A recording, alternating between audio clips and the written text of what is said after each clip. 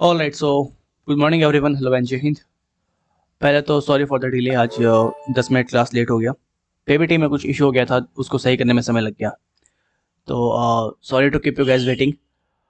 And हम लोग already दो चैप्टर पढ़ रखे हैं। We have covered cytology, we have covered histology. Histology में हम लोग ब्लड भी कवर कर लिए थे।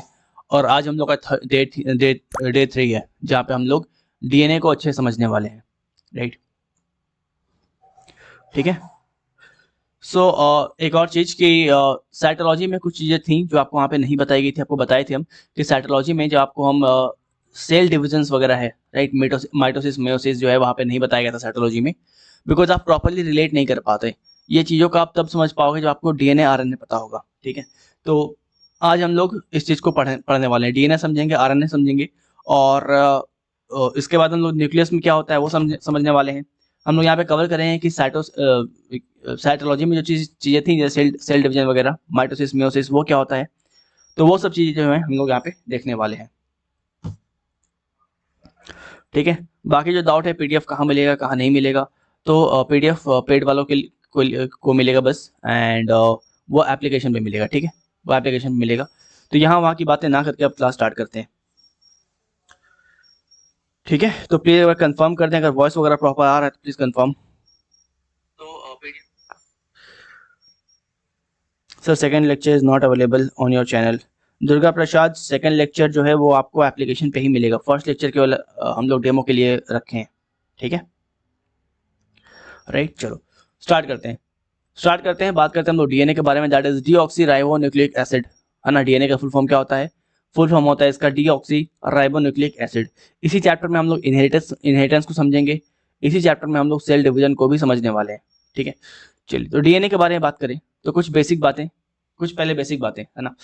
डीएनए, देखो आपको बताए थे हम सेल के बारे में, है ना। तुम्हें बताए थे हम सेल के बारे में कि ये तुम्हारा क्या है, ये तुम्हारा सेल है, राइट, याद है। तो सेल एक तो बहुत छोटा, जो तुमको नेकेड आई से दिखाई ना दे। इस सेल के बीच में क्या होगा? इस सेल के बीच में क्या होगा? न्यूक्लियस होगा। अगेन, बहुत ज़्यादा छोटा, बहुत ज़्यादा छोटा। और इस न्यूक्लियस के अंदर डीएनए, इस न्यूक्लियस के अंदर डीएनए, इस न्यूक्लियस के अंदर डीएनए है, ठीक है। तो जो न्यूक्लियस है, जो न्यूक्लियस है, क्योंकि ये सेल के सेंटर पे है, क्योंकि ये सेल के बीच में है, ये सेल को कहीं ना कहीं कंट्रोल करता है।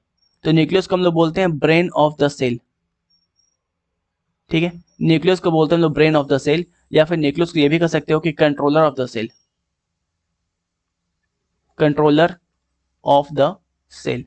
न्यूक्लियस जो है ये ब्रेन ऑफ द सेल है, या फिर कंट्रोलर ऑफ द सेल है, ठीक है। इसके अलावा जो डीएनए है, न्यूक्लियस के अंदर जो डीएनए है, इस डीएनए में क्या होता है? जेनेटिक मटेरियल्स होते हैं। इस डीएनए में क्या होता है? आपके जेनेटिक मटेरियल्स होते हैं, ठीक है, राइट। अच्छा, ये जो आपका डीएनए का लेंथ है, जो आपका डीएनए का लेंथ है, इसका लेंथ कितना होता है? इसका लेंथ कितना होता है? इसका लेंथ होता है लगभग लगभग 2 मीटर, 2 मीटर या 6 फीट, 2 मीटर या 6 फीट। सवाल यहाँ पे ये आता है, सवाल यहाँ पे आता है कि भैया इतना छोटा सेल कि हम लोग को नेकेड आई से दिखाई ना दे, इतने छोटे सेल के अंदर, इतने छोटे सेल के बीच में न्यूक्लियस, मतलब और छोटा, और इतने छोटे न्यूक्लियस के बीच में ये डीएनए अट कैसे रहा है? ये 2 मीटर का डीएनए, 2 मीटर का डीएनए, दैट इज 6 फीट का डीएनए है, डीएनए जो उसके अंदर आ कैसे रहा है, ये सवाल आता है, ठीक है। और हमारे बॉडी में सेल कितने हैं? हमारे बॉडी में सेल कितने, इसके बारे में बात करें तो 10⁻13 सेल है हमारे बॉडी में, 10⁻13 सेल है, ठीक है। तो यहाँ पे सवाल ये आता है, अच्छा एक और चीज, कि 2 मीटर का डीएनए हर सेल के अंदर, और सेल कितना? 10⁻13। 2 मीटर का डीएनए हर सेल के अंदर, और सेल कितना? 10⁻13। तो आप सारे डीएनए को निकाल के ना कनेक्ट करोगे, अगर आप सारे डीएनए को निकाल के कनेक्ट करोगे तो ये इतना लंबा हो जाएगा, किसी भी एक इंसान का डीएनए इतना लंबा हो जाएगा कि धरती से लेके सन का आप 70 ट्रिप्स मार लोगे, ठीक है। अगर इसको आप अनकॉइल करते जाओगे, डीएनए को अगर खोलते जाओगे, खोल के जोड़ते जाओगे, अनकॉइल करते जाओगे, तो ये कुछ इतना बड़ा हो जाएगा ये, कि धरती से लेकर सन का 70 ट्रिप कवर हो जाएगा, इतना बड़ा होता है। लेकिन सवाल वही आता है, सवाल ये आता है कि इतना छोटा सेल, उसके अंदर इतना छोटा न्यूक्लियस, उस न्यूक्लियस के अंदर इतना बड़ा डीएनए आ कैसा है, ये सवाल आता है, ठीक है। अरे मास्टरमाइंड पढ़ाई कर लीजिए यार, है ना। कोई भी बैच लिया है तो प्लीज़ बता दो, मैं हाफ दाम पे ले लूँगा। पढ़ाई कर लो, बाद में सब करना, ठीक है, राइट। तो यहाँ पे क्वेश्चन समझ में आ रहा है। क्वेश्चन ये है कि इतना छोटा जो न्यूक्लियस है उसके अंदर इतना बड़ा डीएनए जाके सर है, ये सवाल है, ठीक है। तो इसके लिए हम लोग को डीएनए के स्ट्रक्चर को समझना पड़ेगा, है ना, राइट, ठीक है। डीएनए के एक सेगमेंट आपको प्रॉपर्ली चीजें समझ में आए, प्रॉपर्ली चीजें जो है समझ में आए। अच्छा, डीएनए के बारे में बात करें, डीएनए के बारे में बात करें। सपोज मान लो ये आपका डीएनए है, डीएनए है, ठीक है।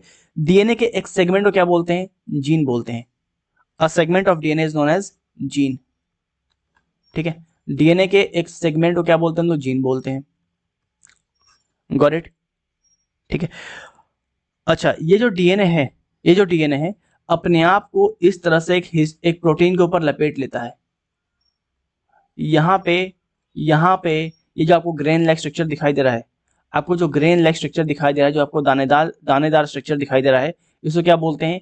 इसको बोलते हैं प्रोटीन। कौन सा प्रोटीन? Histone protein. ये कौन सा प्रोटीन है? हिस्टोन प्रोटीन है। तो डीएनए जो है अपने आप को हिस्टोन प्रोटीन के ऊपर लपेट लेता है। और यही स्ट्रक्चर अगर बहुत ही ज्यादा कॉइल्ड हो जाए, ठीक है, यही स्ट्रक्चर इस टाइप से अगर बहुत ज्यादा कॉइल्ड हो जाए, इस टाइप से बहुत ज्यादा कॉइल्ड हो जाए, और यहाँ पे क्या है, यहाँ पे जितने भी आपको ग्रेन्स दिखाई दे रहे हैं, जितने भी आपको डॉट्स दिखाई दे रहे हैं, क्या है? आपके हिस्टोन प्रोटीन है, ठीक है। तो यही स्ट्रक्चर और ज्यादा डेंस हो जाए, और ज्यादा अपने आप को कॉइल्ड कर ले, तो उसको बोलते हैं क्रोमैटिन फाइबर। इसको बोलते हैं क्रोमैटिन फाइबर। अच्छा, यही क्रोमैटिन फाइबर और कंडेंस हो गया, तो यही क्रोमैटिन फाइबर जो है अगर अपने आप को और कंडेंस कर ले, इस टाइप से अपने आप को और कंडेंस कर ले, ठीक है, तो कुछ इस टाइप का शेप आपको दिखाई देता है, कुछ इस टाइप का शेप तुम्हें दिखाई देता है, राइट। इसको क्या बोलते हैं? इसको बोलते हैं क्रोमोसोम। इसको बोलते हैं क्रोमोसोम। मतलब चीज वही है, बस नाम अलग अलग है। Getting it? चीज वही है, बस नाम अलग अलग है। हम लोग अब तक ये समझे कि डीएनए क्या होता है। डीएनए क्या होता है? तो बेसिकली क्या है, आपका सेल है, सेल के बीच में न्यूक्लियस है। सेल इतना छोटा कि आपको नेकेड ऐसे दिखाई ना दे, उसके बीच में न्यूक्लियस मतलब और भी ज्यादा छोटा, और उस न्यूक्लियस के बीच में क्या है? आपका डीएनए है कितना बड़ा? तो 2 मीटर का है, लगभग 6 फीट का है। इतना छोटा डीएनए, इतना जो छोटा न्यूक्लियस है, इसके अंदर डीएनए आ कैसे रहा है, इसको समझने के लिए आपको हम डायग्राम दिखा रहे हैं, राइट। और इस डायग्राम में पहले आपको ये बताएं कि डीएनए होता क्या है। एक सेगमेंट ऑफ डीएनए क्या बोलते हैं? जीन बोलते हैं। ये जो जीन है, ठीक है, इस जीन के बारे में बात करते हैं। तो ये यूनिट ऑफ इनहेरिटेंस होता है, ठीक है। क्या होता है ये? यूनिट ऑफ इनहेरिटेंस, ठीक है। अब ये क्या है बेसिकली? तो आप देखोगे कि आपका जो आंख है वो आपके पिता या आपके दादाजी, आपके माँ की तरह मिलता है। आपका जो नाक है वो भी आपके फैमिली में किसी न किसी से मिलता है, माँ, पापा, दादा, है ना, या फिर नानी या फिर दादी किसी से मिलता है, राइट। तो बेसिकली ये जो जीन है करता क्या है, ये आपके फैमिली का जो फीचर है, राइट, फेशियल फीचर जो है, बिहेवियर फीचर जो है, राइट, वो आपके अंदर लेके आता है। आपके पिता में जो क्वालिटी है, आपके दादाजी में जो क्वालिटी है, वो क्वालिटी आपके अंदर आ रही है। किसके थ्रू आ रही है? ये जीन से आ रही है, ठीक है। तो एक व्यक्ति मरता नहीं है जब तक उसका जीन मार्केट में अवेलेबल है, तब तक वो इंसान मर नहीं रहा है। शरीर खत्म हो चुका है, लेकिन उसका जीन जो, उसका डीएनए जो है, उसके लेगेसी को लेकर आगे बढ़ रहा है, ठीक है। तो सेगमेंट ऑफ डीएनए को जीन बोलते हैं, और यही डीएनए अपने आप को हिस्टोन प्रोटीन के ऊपर लपेट ले, ठीक है, और लपेट कर और संग्रहित हो जाए और कंडेंस हो जाए, तो उसको बोलते हैं क्रोमैटिन फाइबर। क्रोमैटिन फाइबर जब और ज्यादा संग्रहित हो जाएगा, अपने आप को और ज्यादा कंडेंस कर लेगा, तो उसको बोलते हैं क्रोमोसोम। तो जो डीएनए है वो आपके न्यूक्लियस के अंदर कैसे फिट हो रहा है? वो क्रोमोसोम के तौर पे फिट हो रहा है। इस टाइप से क्रोमोसोम बन के, राइट, क्रोमोसोम बन के आपके डीएनए में जो है वो फिट हो जाता है, ठीक है, राइट। ध्यान रखिएगा, जो आपके जो जनरेशन जो कैरेक्टरिस्टिक्स आ रहे हैं ना, ट्रांसफर हो रहा है, उसको बोलते हैं इनहेरिटेंस या फिर हेरिडेटरी। क्लियर है? आपके पिता में जो क्वालिटी था, आपके दादाजी में जो क्वालिटी था, आपकी मम्मी में जो क्वालिटी है, वो आपके अंदर क्या हो रहा है? ट्रांसफर हो रहा है ना। इसको बोलते हैं unit of inheritance, that is gene, ठीक है। चलिए, आई होप यहाँ तक कोई दिक्कत नहीं है, यहाँ तक फंडामेंटल्स जो है क्लियर है, ठीक है। अच्छा, अब डीएनए को स्टडी करेंगे हम लोग। जो आपको पढ़ाए हैं वही यहाँ पे लिखा हुआ है कि जीन जो है डीएनए जो है इसका लेंथ कितना है 2 मीटर, दैट इज 6 फीट, ठीक है। एंड सेम चीज सेगमेंट ऑफ डीएनए को हम लोग जीन बोलते हैं। डीएनए अपने आप को किसके ऊपर लपेटता है, तो हिस्टोन प्रोटीन के ऊपर लपेटता है। हिस्टोन क्या है, हिस्टोन एक तरह का प्रोटीन है। Histone is a kind of protein, ठीक है, राइट। इसका जो कॉइल्ड स्ट्रक्चर होता है इसको बोलते हैं हम लोग क्रोमैटिन फाइबर, और क्रोमैटिन फाइबर जो है और ज्यादा कंडेंस होता है और ज्यादा संग्रहित हो जाता है, तो उसको बोलते हैं हम लोग क्रोमोसोम, क्रोमोसोम बोलते हैं, ठीक है। और यही क्रोमोसोम आपको दिखता है कब, जब मेटाफेज होता है। मेटाफेज कब होगा आपको हम बताएंगे, जब आपको हम सेल डिवीजन पढ़ाएंगे। जब तो हम सेल डिवीजन पढ़ाएंगे तो तुम्हें बताएंगे मेटाफेज होता क्या है, क्लियर है, ओके। चलिए यहां तक कोई दिक्कत नहीं है ना। चलो अब बात करते हैं डीएनए के बारे में, है ना। डीएनए के बारे में बात करेंगे। डीएनए जो इसका स्ट्रक्चर किस टाइप से है, बना किस तरह से, इसके बारे में बात करेंगे। यहाँ पे लिखा हुआ है बट ये थोड़ा सा कॉम्प्लेक्स आपको लग रहा होगा, इसको I will simplify it, right, I will simplify it. तो ये आपका मान लो डीएनए है, DNA that is deoxyribonucleic acid, है ना। अब डीएनए होता क्या है, डीएनए जो है पॉलीमर होता है किसका, किसका होता है बताओ, न्यूक्लियोटाइड का। न्यूक्लियोटाइड का मतलब न्यूक्लियोटाइड का एक लंबा चेन होता है, nucleotide plus nucleotide plus nucleotide plus nucleotide, इस तरह न्यूक्लियोटाइड का एक लंबा चेन होता है, लंबा चेन होता है, उसको बोलते हैं डीएनए। डीएनए जैसे आपने पढ़ा होगा प्रोटीन जो है, प्रोटीन किससे मिलकर बनता है, amino acid plus amino acid plus amino acid plus amino acid, right. तो अमाइनो एसिड का जो पॉलीमर होता है, अमाइनो एसिड का जो पॉलीमर होता है वो क्या होता है, वो प्रोटीन होता है, वो प्रोटीन होता है। वैसे ही डीएनए किससे मिलकर बना है, डीएनए बहुत सारे न्यूक्लियोटाइड से, बहुत सारे न्यूक्लियोटाइड, न्यूक्लियोटाइड, ध्यान रखिएगा। डीएनए जो है, डीएनए जो है it is the polymer of nucleotide. अच्छा अब सवाल आता है कि न्यूक्लियोटाइड किससे बना हुआ है, न्यूक्लियोटाइड जो है ये किससे बना हुआ है। तो न्यूक्लियोटाइड अगेन 3 चीज से मिलकर बनता है। पहला सुगर, पहला सुगर, दूसरा बेस, और तीसरा फॉस्फेट, फॉस्फेट, ठीक है, right. Sugar, base and phosphate, getting it. DNA किससे बना है, डीएनए बना है न्यूक्लियोटाइड से। न्यूक्लियोटाइड किससे बना है, 3 चीज से मिलकर बना है, सुगर से, बेस से और फॉस्फेट से। चलो अब सवाल आता है कि सुगर से बना है मान लिया, बट कौन सा सुगर से बना है, कौन से सुगर से बना है, तो deoxyribose sugar, deoxyribose sugar, deoxyribose sugar.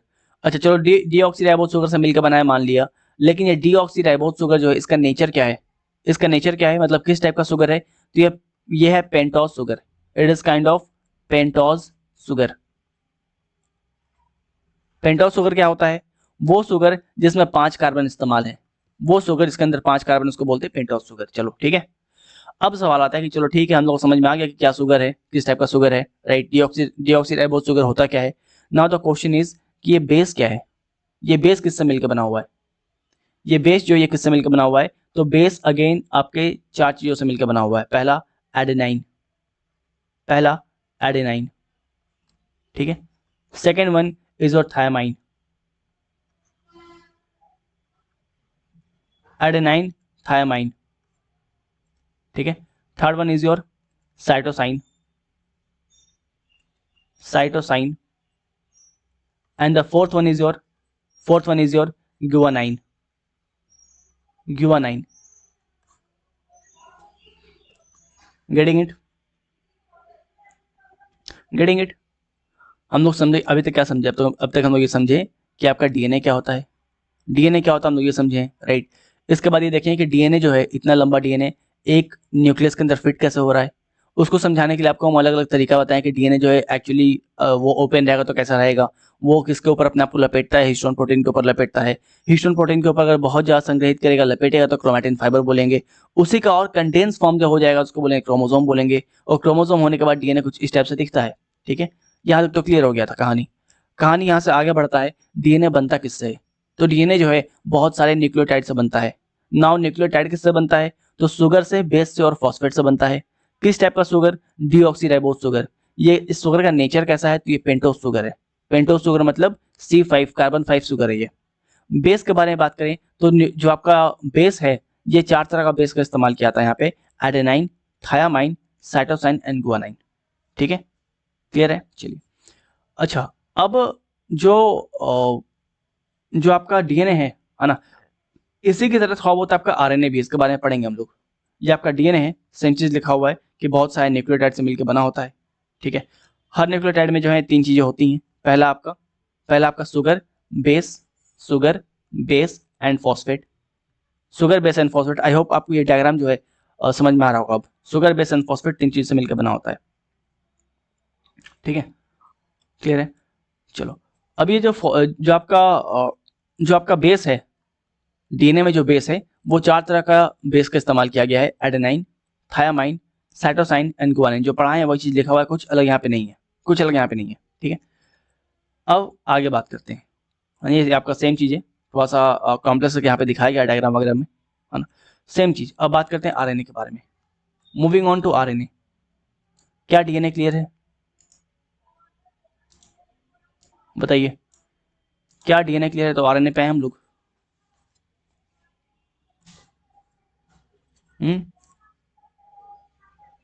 Uracil is in RNA. बिल्कुल, यूरासिल आरएनए में होता है। ठीक है, क्लियर है? हैं KKSH क्या नाम है भाई आपका? यूरासिल आरएनए में, यूरासिल जो है वो आपके आरएनए में होता है, डीएनए में नहीं होता। डीएनए में बस 4 चीज होगा। डीएनए में होगा आपका adenine, thiamine, cytosine and guanine. ठीक है, आरएनए के बारे में बात करते हैं। चलो, तो अगेन ये आपके सामने डायग्राम वगैरह दिया हुआ है, बट हम लोग इसको सिंप्लीफाई करेंगे। हम लोग इसको बिल्कुल बुकिश लैंग्वेज में नहीं पढ़ेंगे, लिख के समझेंगे चीजों को, है ना। अगर आरएनए के बारे में बात करें, अगर हम लोग आरएनए के बारे में बात करें, ठीक है, स्ट्रक्चर बिल्कुल सिमिलर है। स्ट्रक्चर जो है वो बिल्कुल सिमिलर है। कहे सिमिलर है? सिमिलर ऐसे है कि आरएनए भी जो है पॉलीमर होता है किसका? न्यूक्लियोटाइड का। यहां भी ये भी पॉलीमर होता है किसका? न्यूक्लियोटाइड का। सेम, कोई दिक्कत है? नहीं दिक्कत है ना। अब अगेन ये भी डीएनए की तरह 3 चीज से मिलकर बना हुआ है। डीएनए की तरह ये भी 3 चीज से मिलकर बना हुआ है, that is sugar, that is base, और आपका फॉस्फेट। ठीक है, सुगर, बेस और फॉस्फेट 3 से मिलकर बना हुआ है। ठीक है, अच्छा यहाँ पे कौन सा शुगर इस्तेमाल किया गया है? यहाँ पे कौन सा शुगर इस्तेमाल किया गया है? यहाँ पे राइबोज शुगर इस्तेमाल किया गया है। कौन सा sugar? Ribose sugar. Ribose sugar. DNA में कौन सा शुगर था? पेंटोस शुगर था। यहाँ पे कौन सा शुगर है? राइबोज शुगर है। ठीक है, चलिए, डीएनए में था आपका डीऑक्सीराइबोज शुगर, राइट। डीएनए में आपका डीऑक्सीराइबोज शुगर था, यहाँ पे राइबोज शुगर है। ठीक है, अच्छा बेस के बारे में बात करें तो यहाँ पे अगेन बेस जो है 4 पार्ट में डिवाइड है। Base is divided into 4 part. DNA की तरह बेस जो है यहाँ भी 4 पार्ट में डिवाइड है। पहला कौन सा है? एनीवन? पहला कौन सा है? एडेनाइन। एडेनाइन जो डीएनए में था, जो डीएनए में था। दूसरा कौन है? यूरासिल, जो डीएनए में नहीं था, राइट। तीसरा कौन सा है? साइटोसाइनिन, जो डीएनए में था, साइटोसाइनिन जो डीएनए में था। और fourth one is your guanine, जो कि अगेन डीएनए में था। डिफरेंस कहां पे आ रहा है? डिफरेंस कहां पे आ रहा है? डिफरेंस 2 जगह है। डिफरेंस केवल और केवल 2 जगह है। डीएनए के बारे में बात करें तो डीएनए में डीऑक्सीराइबोज शुगर है। डीएनए के बारे में बात करें तो यहाँ पे थाइमाइन है। बाकी सब कुछ सिमिलर है। आरएनए के बारे में बात करें तो यहाँ पे राइबोज शुगर है, यहाँ पे राइबोज शुगर है, और यहाँ पे क्या है आपका? यूरासिल है। यहाँ पे यूरासिल है। डीएनए में यहाँ पे थाइमाइन था, यहाँ पे क्या है? यूरासिल है। बाकी एवरीथिंग इज सिमिलर। चमक रहा है ना? समझ में आ रहा है? समझ में आ रहा है क्या? ये बताओ, क्या क्लियर है? सेम चीज यहाँ पे लिखा हुआ है, सेम चीज। ठीक है, चलिए, तो डिफरेंस कहां पे? डिफरेंस ध्यान रखिएगा, डिफरेंस ध्यान रखिए। लिख देते हैं डिफरेंस ना, डिफरेंस लिख देते हैं। ये तुम्हारा है आपका DNA, this is DNA and this is RNA. RNA, DNA और आरएनए। डीएनए में क्या है? डीएनए बेसिकली डीऑक्सीराइबोज शुगर है। यहाँ पे क्या है? डीऑक्सी राइबोज शुगर का इस्तेमाल हो रहा है। और यहाँ पे क्या है? यहाँ पे राइबोज शुगर है। यहाँ पे राइबोस वगैरह है। आपका डीएनए में नाइट्रोजन बेस क्या था? नाइट्रोजन बेस था एडेनाइन, थायामाइन, साइटोसाइन और गुआनाइन। यहाँ पे नाइट्रोजन बेस क्या है? एडेनाइन, यूरासिल, साइटोसिन और गुआनाइन। ठीक है। कॉम्प्लीमेंट्री बेस यहाँ पे क्या था? यहाँ पे जो आपका एडेनाइन था ये बॉन्ड बना रहा था थायामाइन के साथ, और जो साइटोसाइन है वो बॉन्ड बनाएगा गुआनाइन के साथ। आरएनए के बारे में बात करें तो यहाँ पे एडेनाइन जो है वो बॉन्ड बनाएगा यूरासिल के साथ, और साइटोसाइन जो है ये बॉन्ड बनाएगा गुआनाइन के साथ। डीएनए के बारे में बात करें तो डीएनए जो है वो डबल स्टैंडर्ड है। क्या है? डबल स्टैंडर्ड है। ठीक है। और आरएनए जो है ये सिंगल स्टैंडर्ड है। Single standard.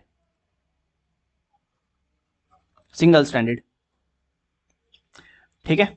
सौरभ वर्मा आएंगे उस तुम्हारे क्वेश्चन पे हम आएंगे। ठीक है।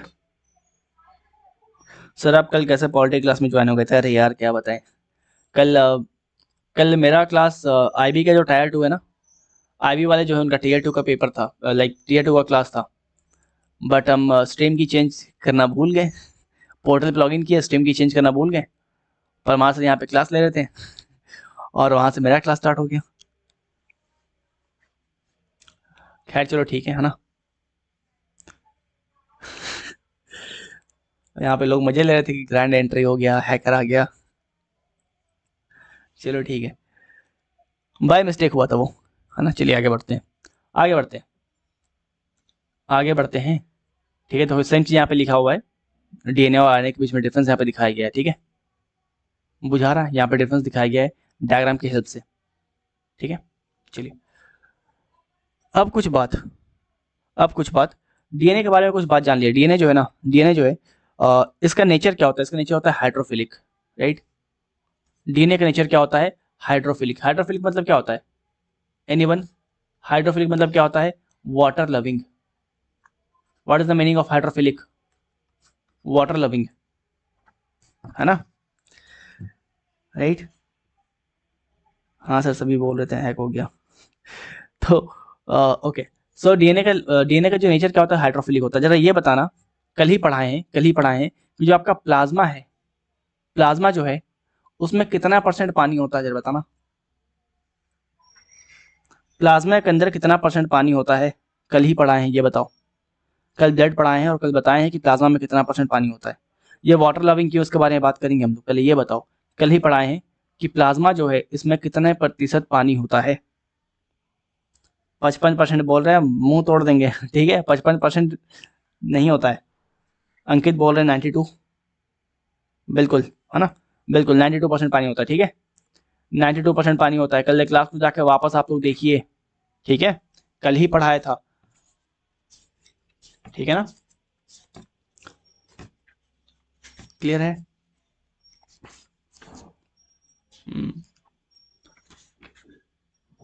बिल्कुल बिल्कुल, है ना। तो प्लाज्मा के बारे में बताया था आपको। प्लाज्मा में देखो, आपको याद करा दें, कंपोनेंट्स ऑफ ब्लड के बारे में बताया था कि प्लाज्मा 55% होता है और ब्लड सेल 45% होता है। इस 55% प्लाज्मा में 92% पानी होता है। इस 55% प्लाज्मा में 92% जो है पानी होता है ना। ठीक है, तो शरीर में 92% पानी है, फिर भी डूबना कहाँ पे है? प्यार में है। फिर भी प्यार में डूबने की प्यास जो है बुझ नहीं रही है ना। शरीर में 92% पानी है, फिर भी प्यार में डूबने की प्यास नहीं बुझ रही है। धोखे खाइए तो 1000 दफा, एक बार और चांस मारने की आस नहीं बुझ रही है? यहाँ पे चांस मारना सीरियस के बारे में बात कर रहे हैं। ठीक है बे, चलो तो स्टार्ट करते हैं, आते हैं वापस टॉपिक पे, है ना, डेविएट हो गए हम लोग। बात कर रहे हैं डीएनए के हाइड्रोफिलिक नेचर के बारे में। डीएनए का जो नेचर होता है वो हाइड्रोफिलिक होता है, मतलब वाटर लविंग होता है। और वाटर लविंग क्यों होता है? Because of phosphate. डीएनए का जो नेचर होता है वो वाटर लविंग होता है बिकॉज ऑफ फॉस्फेट। ठीक है, क्लियर है? चलो अब बात करते हैं स्ट्रक्चर ऑफ डीएनए के बारे में। स्ट्रक्चर ऑफ डीएनए के बारे में बात करें तो डबल हेलिक्स मॉडल होता है डीएनए क्या होता है? Double helix model. और ये मॉडल को देने वाले कौन थे? दो इंसान, वाटसन एंड क्रिक। वाटसन और क्रिक दो इंसान जो हैं इस डबल हेलिक्स मॉडल को दिए। अब इससे फायदा क्या हुआ? इससे फायदा ये हुआ कि डीएनए फिंगरप्रिंटिंग करना आसान हो गया। डीएनए फिंगरप्रिंटिंग करना आसान हो गया। डीएनए फिंगरप्रिंटिंग कौन बताया, इसके बारे में कौन इसको इंट्रोड्यूस किया? तो 1984 में एक प्रोफेसर थे, प्रोफेसर एलेक्स जेफरीज। प्रोफेसर लिखा नहीं है क्या कहीं पे? चलो लिखा हुआ है। तो DNA fingerprinting was invented by professor Alex Jeffreys in 1984। ठीक है। अब ये क्यों किया, क्या क्या नीड था कि डीएनए फिंगरप्रिंटिंग हम लोग लेके आए? क्या नीड था? पहला, फॉरेंसिक्स में इसका इस्तेमाल हो रहा था, फॉरेंसिक्स में इसका अच्छा इस्तेमाल होता है। दूसरा, टू प्रूव पैटर्निटी। सपोज मान लो कि कोई बच्चा है, ठीक है, तुमको देख के हंस रहा है, और तुम खड़े हो बोल रहे हो कि नहीं नहीं मेरे को देख के हंसो मत, हम तुम्हारे पापा नहीं है, ठीक है। तो अब बेटा क्या होगा, अब यहाँ पे तुम्हारा डीएनए टेस्ट होगा, जिससे समझ में आया कि ये सही में तुम्हारा है, किसका है, ठीक है। तो बेसिकली पैटर्निटी जो है प्रूव करने के लिए इसका इस्तेमाल होता है, फॉरेंसिक्स में इसका इस्तेमाल होता है, राइट। इसके अलावा जो डेड और डैमेज डेड बॉडीज हैं, राइट, जो डेड बॉडीज जो डैमेज हो चुके हैं, जो अनक्लेम्ड हैं, उनको उनके पहचान में इसका इस्तेमाल होता है, ठीक है, उनके पहचान में इसका इस्तेमाल होता है। बुझा रहा है ना? क्या क्लियर है? डीएनए का नेचर क्लियर है। डीएनए का नेचर क्या है? वाटर लविंग है। क्यों है? Because of phosphate. डीएनए का जो डबल हेलिक्स मॉडल ये कौन देता है? वाटसन एंड क्रिक देते हैं। अच्छा, इससे क्या निकल के सामने आया? इससे निकल के आया डीएनए फिंगरप्रिंट का कंसेप्ट। ये कौन दिया? एलेक्स जेफरीज दिए। इसका नीड क्या था, एप्लीकेशन क्या था? तो फॉरेंसिक्स में इस्तेमाल होता है इसका, पैटर्निटी प्रूफ करने में इस्तेमाल होता है इसका, राइट। इसके अलावा जो अनक्लेम्ड बॉडीज हैं, डेड बॉडीज हैं, उनको उनके पहचान करने में, उनका शिनाख्त करने में जो इसका इस्तेमाल किया जाता है, ठीक है। ओके, चलिए।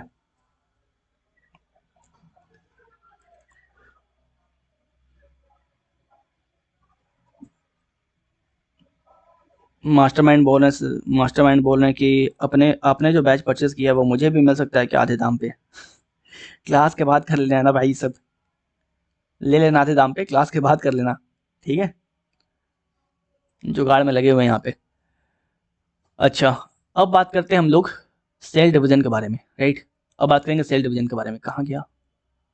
चलिए, अब बात करते हैं सेल डिवीजन के बारे में। सेल डिवीजन के बारे में बात करेंगे उसके पहले हम लोग, ये लाइक लिखा हुआ है ना, बट अगेन हम लोग लिखे हुए पर भरोसा नहीं करते हैं, हम लोग खुद से लिखेंगे सेल डिवीजन, ठीक है। सेल डिवीजन के बारे में बात करें तो ये दो पार्ट में डिवाइड है। सेल डिवीजन जो है ये दो तरह का होता है। पहला कौन सा है? पहला है तुम्हारा माइटोसिस, और दूसरा कौन सा है? दूसरा है तुम्हारा मियोसिस।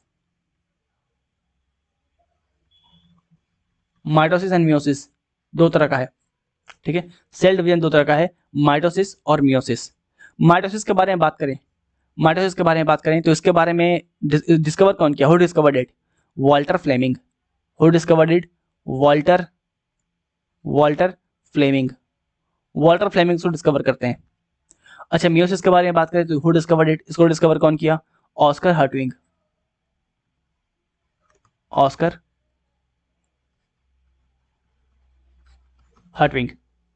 सेल डिवीजन के बारे में बात करें तो दो चीज होता है, माइटोसिस एंड मियोसिस।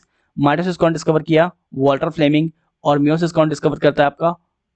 आपका ऑस्कर हर्टविग, ठीक है। माइटोसिस जो है ये किस काम में आता है? माइटोसिस किस काम में आता है? तो ग्रोथ एंड रिपेयर, मतलब कहीं आपका कट गया, छिल गया, राइट, तो उस सेल को कौन ग्रोथ करवाएगा, कौन रिपेयर करवाएगा? माइटोसिस से होगा, राइट। और मियोसिस के बारे में बात करें तो ये किस में काम आता है? ये काम आता है रिप्रोडक्शन में, आपके रिप्रोडक्शन में, ठीक है। देखो जनरली क्या होता है ना, जो सेल है आपका, राइट, ये दो तरह का होता है। The first one is your germ cell. पहला जर्म सेल को हम लोग क्या बोलते हैं? इसको हम लोग सेक्स सेल भी बोलते हैं,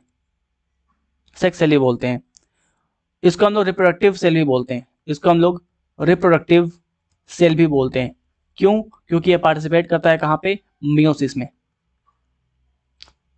पार्टिसिपेट करता है। और दूसरा तरह का सेल, जो सेकंड टाइप ऑफ सेल जो होता है वो होता है सोमैटिक सेल। ये होता है सोमैटिक सेल, जिसको आप बॉडी सेल भी बोलते हो। क्या बोलते हो? बॉडी सेल बोलते हो। जो सोमैटिक सेल है, जो बॉडी सेल है, ये कहाँ पार्टिसिपेट करता है? ये पार्टिसिपेट करता है माइटोसिस में। It takes part in mitosis. Clear है? क्लियर है क्या? चलिए, तो सेल डिवीजन ध्यान रखना दो तरह का होता है, माइटोसिस एंड मियोसिस। माइटोसिस कौन लेके आता है? Walter Fleming. मियोसिस कौन लेके आते हैं? ऑस्कर हर्टविग। ऑस्कर हर्टविग, ठीक है। माइटोसिस जो है वो ग्रोथ एंड रिपेयर में काम आता है। तुम्हारा हाथ पैर कट जाता है तो वहाँ पे जो दोबारा बढ़िया सेल आता है ना, वो जो बाद में ठीक हुआ वो किसके वजह से होता है? माइटोसिस सेल डिवीजन होता है, उसके वजह से होता है। और मियोसिस में क्या होता है? ये रिप्रोडक्शन में काम आता है। सेल जो है दो तरह के होते हैं, germ cell and somatic cell. जो जर्म सेल होते हैं उसको आप सेक्स सेल भी बोल सकते हो, उसको आप रिप्रोडक्टिव सेल भी बोल सकते हो। ये काम आता है मियोसिस में। और जो सोमैटिक सेल है, जो बॉडी सेल है, वो काम आता है आपके मायोसिस में। क्लियर है? चलिए, अब हम लोग इसको थोड़ा सा डिटेल में देखते हैं। सेम चीज यहाँ पे लिखा हुआ है, माइटोसिस और मियोसिस जो है सेम चीज लिखा हुआ है। यहाँ डिफरेंस बताया गया है आपको, लेकिन डिफरेंस आप इसको समझ नहीं पाओगे जब तक आपको हम प्रॉपरली डायग्राम दिखा के ना समझा दें। ठीक है, तो लेट्स मूव टू डायग्राम, है ना। बात करते हैं डायग्राम के बारे में। ये आपका है डायग्राम, ठीक है, ये है आपका डायग्राम। अच्छा, एक काम करते हैं, पहले एक सिंपल बनाते हैं ना। सिंपल एक बनाते हैं पहले, चलो। तो यहाँ पे हम लोग डिवाइड कर रहे हैं इस पेज को दो पार्ट में। फर्स्ट में लिखेंगे हम लोग माइटोसिस,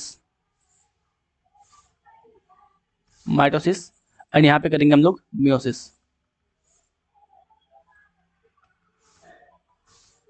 मियोसिस, ठीक है।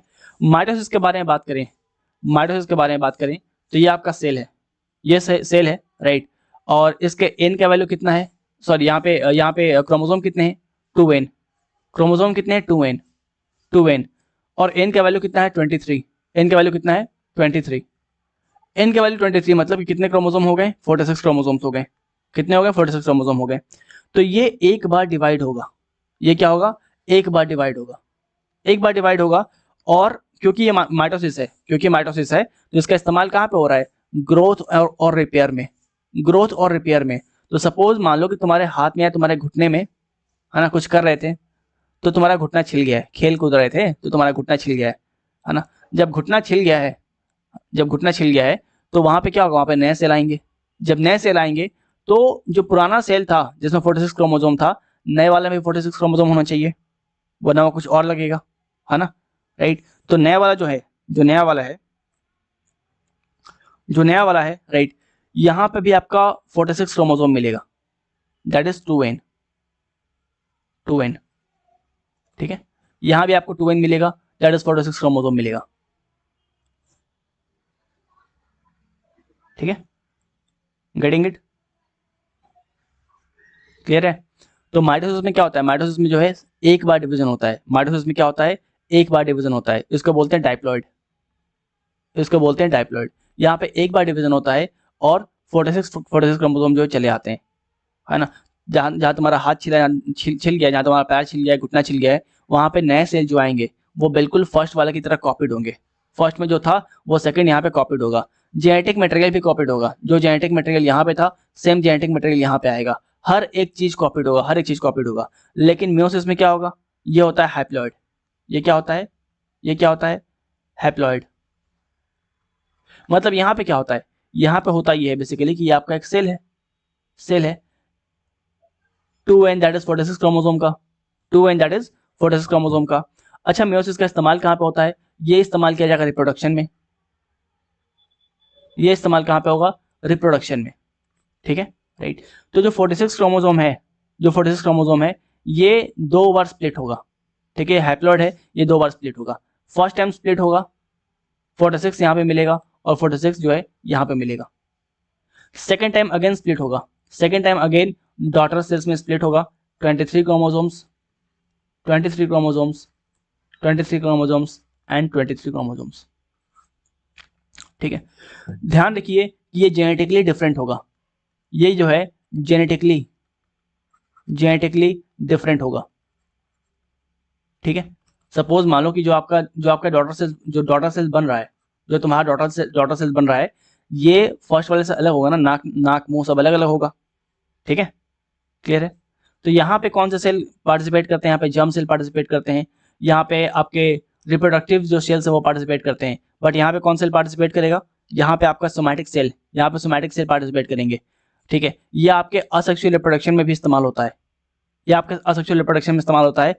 असेक्सुअल रिप्रोडक्शन आपको हम आगे पढ़ाएंगे, है ना। वो रिप्रोडक्शन जहाँ पे गैमेट्स का इस्तेमाल ना हो रहा हो उसको बोलते हैं असेक्सुअल रिप्रोडक्शन। जब आपको रिप्रोडक्शन पढ़ाएंगे तो उसके बारे में बहुत डिटेल में पढ़ाएंगे। और यहाँ पे क्या ये कहाँ पे इस्तेमाल होता है, ये होता है सेक्सुअल रिप्रोडक्शन में, ये होता है सेक्सुअल रिप्रोडक्शन में इस्तेमाल। क्लियर, बिल्कुल सर। ऑफ 23 होते हैं ना, 23 दो बार स्प्लिट होते हैं ये, ठीक है। क्लियर है। तो डिफरेंस जो है आपको बिल्कुल साफ होना चाहिए, डिफरेंस साफ होना चाहिए कि माइटोसिस जो है ये कहाँ पे इस्तेमाल होगा, ग्रोथ एंड रिपेयर में। मियोसिस कहाँ पे इस्तेमाल होगा, मियोसिस जो है वो एग बनाने में या स्पर्म बनाने में इस्तेमाल होगा, रिप्रोडक्शन में इस्तेमाल होगा।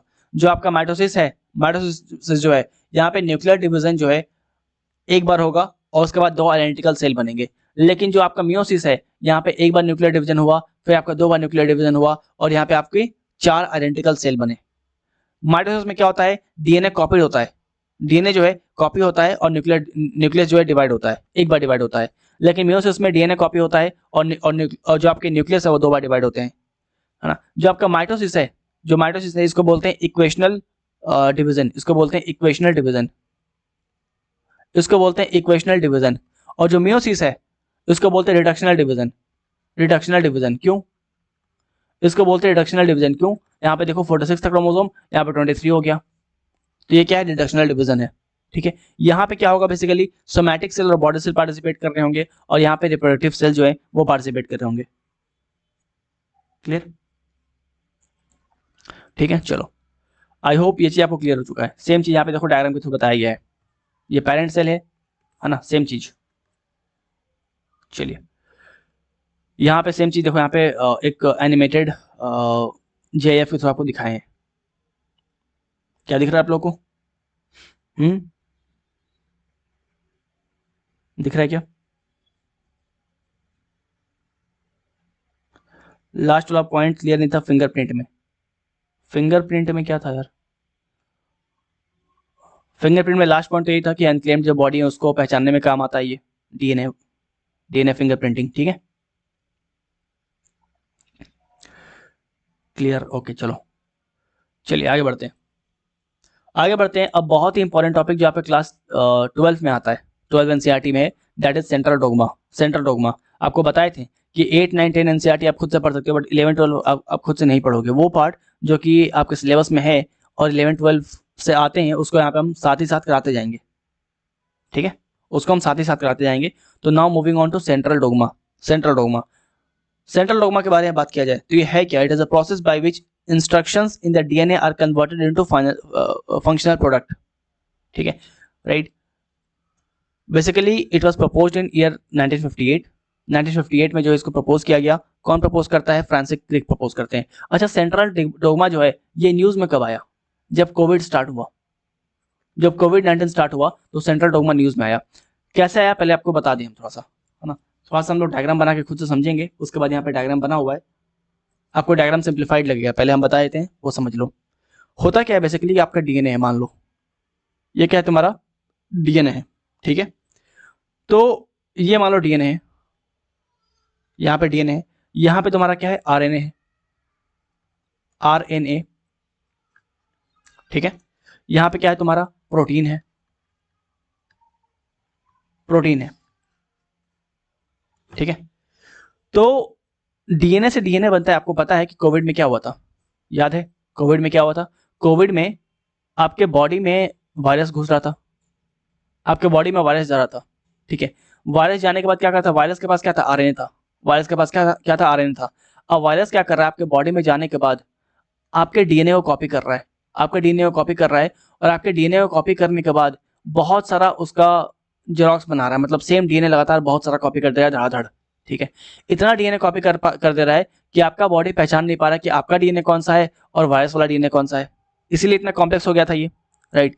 तो होता क्या है कि अगर वायरस डीएनए से डीएनए बना रहा है, अगर वायरस बॉडी में एंटर करने के बाद डीएनए कॉपी कर लिया, है ना, और डीएनए से डीएनए बना रहा है, उसको बोलते हैं रेप्लिकेशन, रेप्लिका, रेप्लिका मतलब डुप्लीकेट, ठीक है, इसको बोलते हैं रेप्लिकेशन, अगर डीएनए से आरएनए बना रहा हो, डीएनए से आरएनए बना रहा हो तो इसको बोलते हैं ट्रांसक्रिप्शन,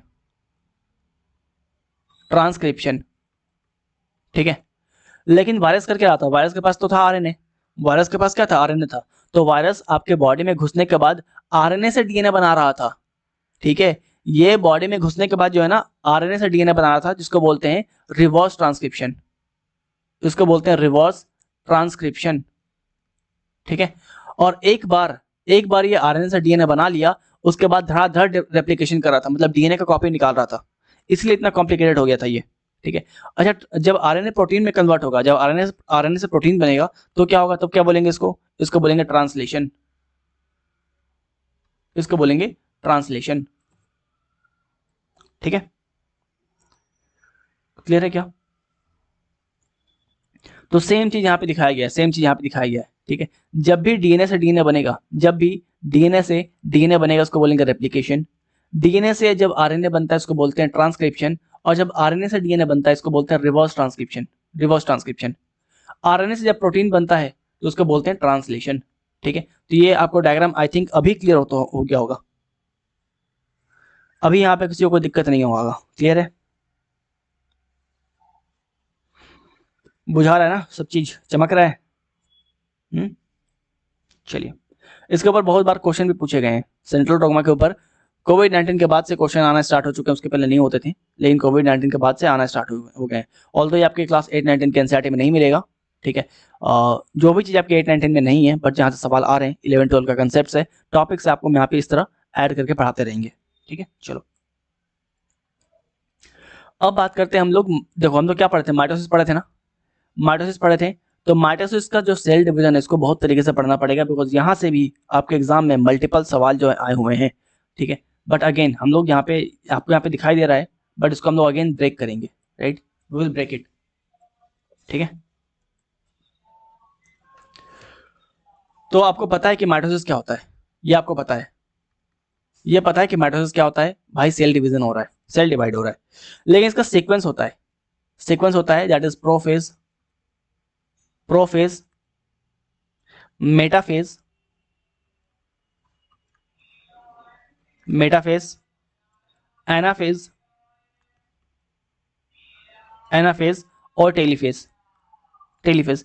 सबसे पहले तो ये इसको ऑर्डर में याद कर लो, सबसे पहले इसको ऑर्डर में याद करो सिक्वेंसली, ठीक है। 10 बार बोलोगे ना प्रो मेटा एनाटेली याद हो जाएगा, ठीक है। Pro meta ana telo, pro meta एनाटेली 10 बार बोलोगे तुम्हें याद हो जाएगा, यहां से याद करके निकलना है, प्रो मेटा एनाटेली, ठीक है।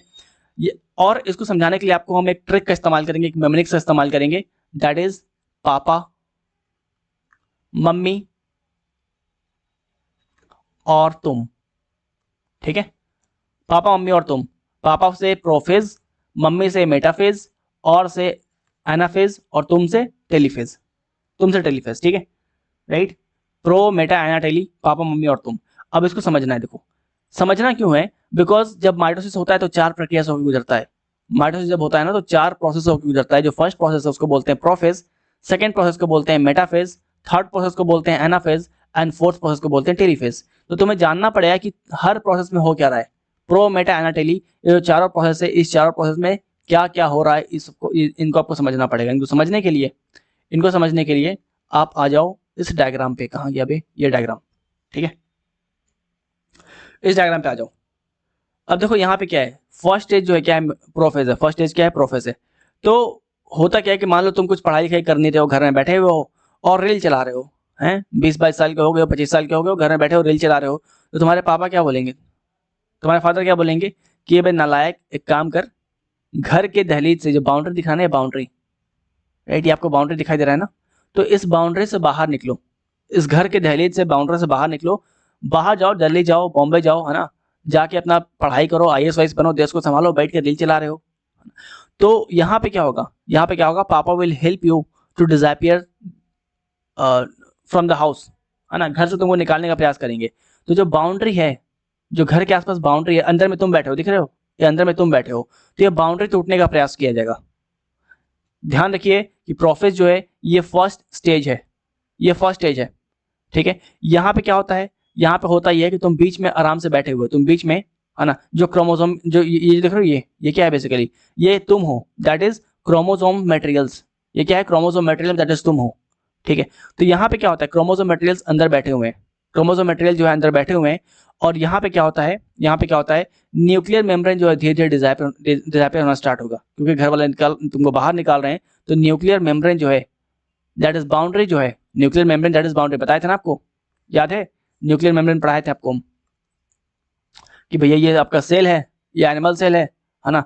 एनिमल सेल के अंदर न्यूक्लियर है, न्यूक्लियर मेम्ब्रेन होगा, यूकैरियोटिक प्रोकैरियोटिक, याद है, ठीक है। तो यहाँ पे क्या होगा, न्यूक्लियर मेम्ब्रेन जो है डिसैपियर होना स्टार्ट होगा, क्योंकि घर के बाउंड्री को तोड़ा जाएगा तुमको बाहर निकालने के लिए। अच्छा, तुम्हारी मम्मी, मेटाफेज मतलब mummy, second stage, it is the second stage of division. Mummy बोली कि नहीं, बेटे को क्या करेंगे हम सेंटर में रखेंगे। तो यहाँ पे कहाँ पहुंच गए, सेंटर में पहुंच गया, बिल्कुल कहाँ पहुंच गए, सेंटर में पहुंच गए, क्रोमोसोम सेंटर में पहुंच गया। तो मेटाफेज में क्या होता है कि क्रोमोसोम जो है सेंटर में पहुंच जाता है, मोटा होता है, थिक हो जाता है। तो मम्मी बोलेगी कि क्या करेंगे, अपने बेटे को बाहर भेज के इसको अपने घर के आंगन में रखेंगे, बीच में रखेंगे, घर के बीच में रखेंगे, और खिला पिला के मोटा करेंगे, खिला पिला क्या करेंगे, मोटा करेंगे, है ना। मतलब देखो यहाँ पे एक और चीज देखो, यहाँ पे घर का बाउंड्री टूट चुका है, जो बाउंड्री आपको दिख रहा है ना, सर्कल, सर्कल जो टूट चुका है, प्रोफेज में आपका बाउंड्री टूट चुका है घर से निकालने के लिए। लेकिन मम्मी जो है तुमको रखी है, बोली नहीं, तुमको खिला पिला के मोटा करेंगे। मतलब जो आपका सेंट्रोजोम है, सेंट्रोजोम क्या है, तारा सितारा, याद आ रहा है, एनिमल सेल में क्या था, तारा सितारा था, याद है, बहुत सारा तारा सितारा, सेंट्रोजोम, सेंट्रियोल, याद आ रहा है, क्या चमक रहा है, ठीक है। तो यहाँ पे क्या है, जो आपका सेंट्रोजोम है, ये क्या हो रहा है, ये बिल्कुल बीच में चला आ रहा है। माँ बोल रही है कि खिला पिला के इसको मोटा करेंगे, घर के बीच सेंटर में रखेंगे, ठीक है। तो यहाँ पे क्या हो रहा है, यहाँ पे न्यूक्लियर मेम्ब्रेन जो है वो खत्म हो चुके हैं, न्यूक्लियर मेम्ब्रेन जो है वो खत्म हो चुके हैं, डिसैपियर हो चुके हैं, ठीक है। सेकंड स्टेज में न्यूक्लियर मेम्ब्रेन जो है कंप्लीटली डिसैपियर्स, कंप्लीटली डिसैपियर्स, ठीक है। और जो सेंट्रोजोम है, सेंट्रोजोम है वो सेंटर में पहुंच चुके हैं और थिक हो चुके हैं, ठीक हो चुके हैं, कुछ कर नहीं रहे हो, खा रहे हो, रेल चला रहे हो तो मोटे हो चुके हो। अच्छा, इसको हम लोग क्या बोलते हैं, इसको हम लोग इक्वेशनल फेज भी बोलते हैं, इसको हम लोग इक्वेशनल फेज भी बोलते हैं, इसको हम लोग इक्वेशनल फेज भी बोलते हैं, ठीक है। अब तुम्हारा बारी आया, ठीक है। पी मतलब प्रोफेज, पापा, एम मतलब मेटाफेज, मम्मी, एनाफेज मतलब अब, एनाफेज मतलब अब तुमको रियलाइज हुआ कि यार घर में माँ बाप लड़ाई कर रहे हैं, मेरे वजह से काम करते हैं, इन दोनों का बात सुनते हैं, है ना, माँ की तरफ भी जाते हैं और बाप की तरफ भी जाते हैं। मतलब यहाँ पे अब तुम क्या किए, स्प्लिट होना स्टार्ट किए। देखो सेंट्रोसोम जो है यहाँ पे स्प्लिट हो रहे हैं, ऊपर की तरफ जा रहे हैं और नीचे की तरफ जा रहे हैं, दो एंड की तरफ भाग रहे हैं, ठीक है। तो splitting of each chromosome at centromere into two sister chromatids. यहाँ पे क्या हो रहा है, बेसिकली जो क्रोमैटिड हो रहा है, जो क्रोमैटिड है वो अपोजिट पोल्स पे जा रहे हैं, वो क्या हो रहा है, अपोजिट पोल्स पे जा रहे हैं। तो यहाँ पे तुम स्प्लिट होना स्टार्ट किए, यहाँ पे तुम क्या किए, स्प्लिट होना स्टार्ट किए, यहाँ पे स्प्लिट होना स्टार्ट किए, ठीक है। फिर आता है टेलीफेज, टेलीफेज मतलब तुम क्या किए, तुम स्प्लिट हो गए, है ना, तुम स्प्लिट हो गए, और स्प्लिट होने के बाद तुमने क्या किया, एग्जाम फोड़ा, एग्जाम फोड़ा, तुम एसएसबी रिकमेंड हो गए, रिकमेंड होने के बाद वापस देखो, वापस घर पे आए हो, देखो बाउंड्री दिख रहा है ना, वापस घर के आंगन में आ चुके हो, बीच में आ चुके हो, और बाउंड्री दिख रहा है, बाउंड्री दिख रहा है, ठीक है। तो सेल यहाँ पे क्या हो रहा है, सेल यहाँ से डिवाइड हो रहा है, सेल यहाँ से क्या हो रहा है, डिवाइड हो रहा है, सेल यहाँ पे देखो और डिवीजन स्टार्ट हो गया, है ना। तो सेल यहाँ से डिवाइड होना स्टार्ट हो रहा है और वापस हम अपने आंगन में आ चुके हो, घर के बीच में आ चुके हो। मतलब टेलीफेज में क्या होता है, टेलीफेज जो है यहाँ पे साइटोकाइनेसिस स्टार्ट होता है, यहाँ पे क्या होता है, साइटोकाइनेसिस स्टार्ट होता है। मतलब ये कि न्यूक्लियर मेम्ब्रेन जो है रिजेंबल करते हैं again around the chromosomes.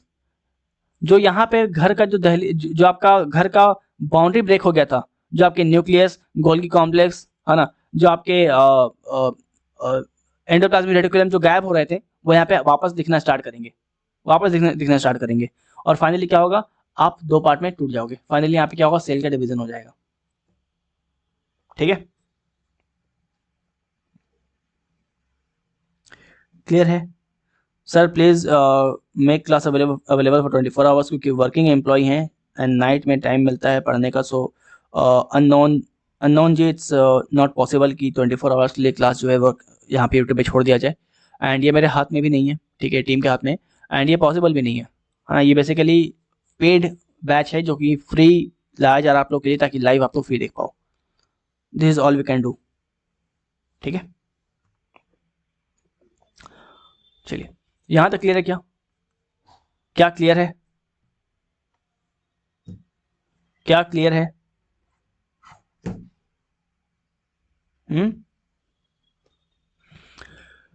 Mitosis जो है वो क्लियर हो गया, याद हुआ आप लोगों को? माइटोसिस में 4 चीजें होती हैं, प्रो, मेटा, एनाटेली।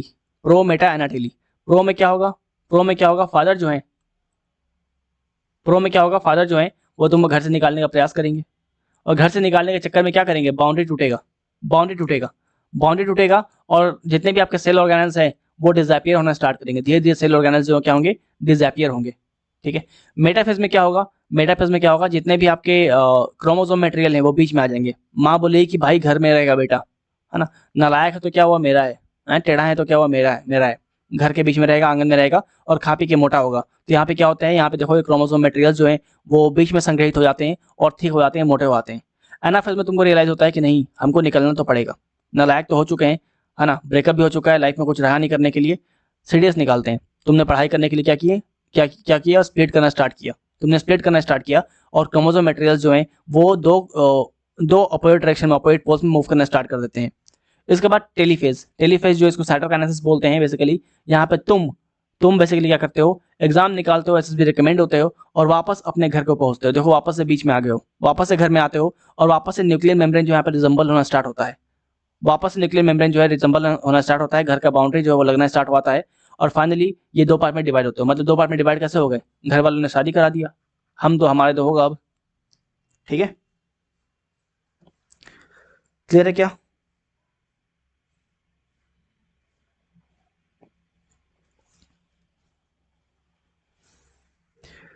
बुझाया?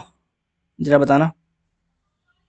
अगर और डिटेल में हम जाएं तो आपको नीड नहीं है, बट आपको बता सकते हैं और डिटेल में। अगेन ये नीट वगैरह के लिए आता है, होता है ना।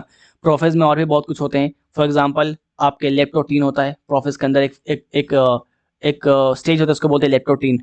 लेप्टोटीन में क्या होता है? लेप्टोटीन में जो आपके क्रोमोसोम है वो काफी विजिबल हो जाते हैं माइक्रोस्कोप के अंदर, वो विजिबल हो जाते हैं माइक्रोस्कोप के अंदर। ठीक है, और डिस्टिंक्ट होते हैं। लेप्टोटीन के बाद एक और प्रोसेस होता है जो कि प्रोफेज में होता है, इसको बोलते हैं जाइगोटीन। जाइगोटीन, ठीक है। जाइगोटीन में क्या होता है? जाइगोटीन में टीन के अंदर जो है chromosomes they start pairing together. ठीक है, ये आपस में पेयर करना स्टार्ट करते हैं, प्यार नहीं, पेयर करना। ठीक है, स्टार्ट करते हैं। ठीक है, राइट। एंड जब दोनों पेयर हो जाएंगे तो उनको बोला जाएगा होमोलोगस क्रोमोसोम्स, उनको बोला जाएगा होमोलोगस क्रोमोसोम्स। इसके बाद जाइगोटीन के बाद क्या होता है? पैंगेटीन, पैर्की पैर्केटीन। ठीक है, पैर्केटीन। ठीक है, यहाँ पे क्रॉस ओवर होता है, क्रॉस ओवर होता है, जेनेटिक मटेरियल्स जो हैं वो एक्सचेंज होते हैं। इसके बाद क्या आता है? इसके बाद आता है आपका डिप्लोटीन। डिप्लोटीन आता है। डिप्लोटीन में क्या होता है? एक्स लाइक स्ट्रक्चर बनता है। देखो यहाँ पे दिख रहा है तुमको ना, यहाँ पे एक्स लाइक स्ट्रक्चर दिखाई दे रहा है। यहाँ पे देखो क्रोमैटिन्स जो है कुछ ऐसे एक्स बना रहे हैं, कुछ एक्स बना रहे हैं ना, राइट। तो ये कहाँ पे होता है? एक्स कहाँ बनता है? ये एक्स बनता है डिप्लोटीन में। ठीक है, राइट। और जब एक्स बनता है, जो एक्स बनता है उसको क्या बोलते हैं? इसको बोलते हैं सियासमाटा, इसको बोलते हैं सियासमाटा। ठीक है, डिप्लोटीन के बाद अगेन एक प्रोसेस होता है, उसको बोलते हैं डाइकेनेसिस। डाइकेनेसिस ये सब नहीं पढ़ना है तुम्हें, बस हम बता देते हैं। डाइकेनेसिस, डाइकेनेसिस में क्या होता है कि न्यूक्लियर मेम्ब्रेन जो है ब्रेक होते हैं, न्यूक्लियर मेम्ब्रेन ब्रेक होंगे, और न्यूक्लियर मेम्ब्रेन जो है वो डिसअपियर हो जाएंगे। जैसे ही न्यूक्लियर मेम्ब्रेन डिसअपियर हुए तो क्या हुआ? प्रोफेज कंप्लीट हो गया, और प्रोफेज के बाद कहाँ आ जाओगे तुम? मेटाफेज में आ जाओगे। देखो यहाँ पे प्रोफेज में क्या हुआ? न्यूक्लियर मेम्ब्रेन खत्म हो चुका है, अब तुम मेटाफेज में आ गए। मेटाफेज में मम्मी बोलेगी कि बीच में रहो बेटा, बीच में रहो। ठीक है, ठीक है क्या?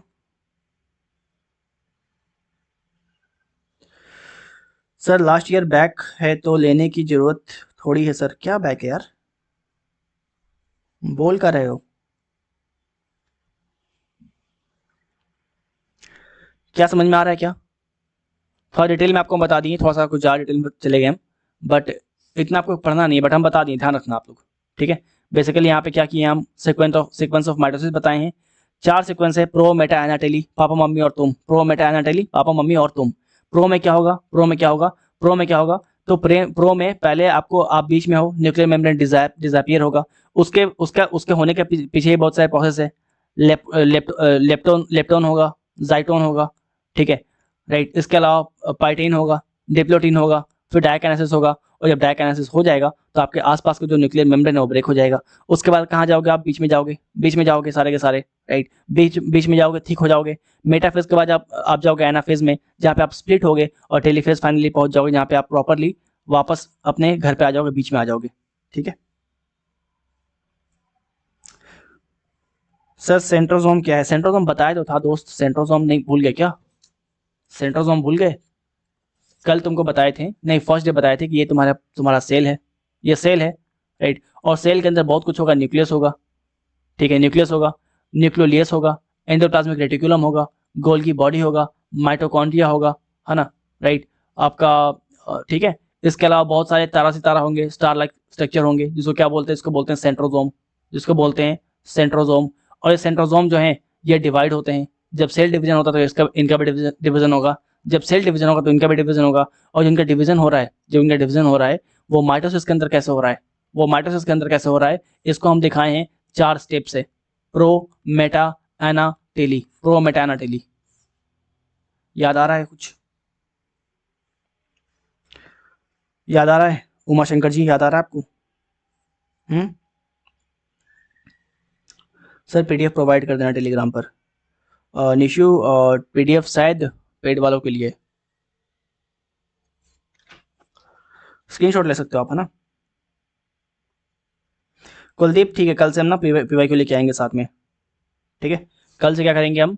चैप्टर कंप्लीट होने के बाद पीवाईक्यू लेके आएंगे, और थोड़ा सा प्रीवियस ईयर क्वेश्चन भी करेंगे। ये बताओ बायोलॉजी में मजा आ रहा है कि नहीं आ रहा है? समझ में आ गया सर, ओके बढ़िया। क्लास एंड हो गई? हाँ शिवानी, क्लास खत्म हो चुका है आपका। ये बताओ बायोलॉजी साइंस समझ में आ रहा है कि नहीं आ रहा है? आसान लग रहा है? एक बार रिवाइज करा दे क्या? बताओ, क्विक रिवीजन 5 मिनट का है।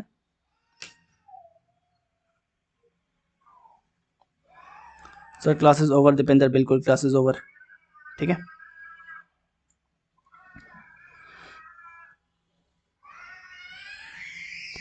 अबे एक तो बगल में पता नहीं किसके बच्चे रोते रहते हैं यार, पैदा ही नहीं करना चाहिए, इतने रोते हैं बच्चे, मूड ही खराब हो जाता है। फ्लाइट मोड पे डालो इनको, रिवीजन करा दें। चलो तो इग्नोर करो, तुमको भी चिल्लाने की आवाज आए तो इग्नोर करो, हैं। चलिए तो हम लोग क्या कर रहे हैं, पढ़ रहे हैं, डीएनए पढ़ रहे हैं। और डीएनए के बारे में हम लोग क्या पढ़े हैं कि डीएनए क्या होता है।